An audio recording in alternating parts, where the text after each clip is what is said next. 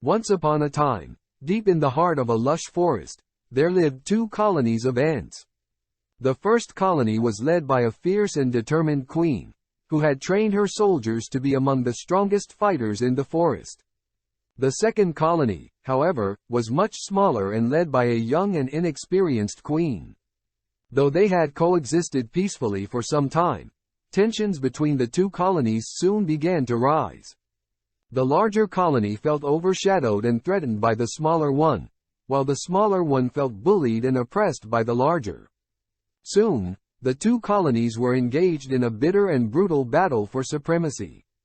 Day by day, the battle raged on, with both sides sustaining heavy losses as they fought fiercely for control.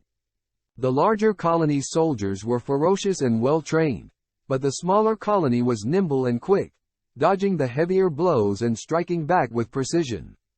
As the fighting continued, both sides began to suffer. Food became scarce, and many ants died of malnutrition or wounds sustained in battle.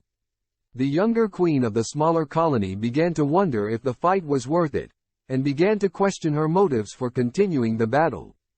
Despite this, however, the fighting continued. Every day, the ants would meet on the field of battle, their bloody skirmishes resounding through the forest.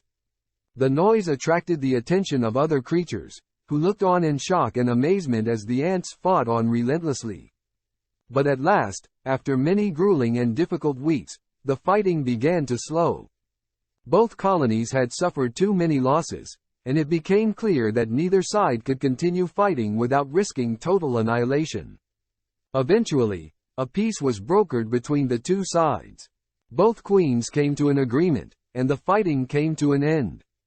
The ants began to rebuild their colonies, and the forest once again settled into a state of peaceful coexistence.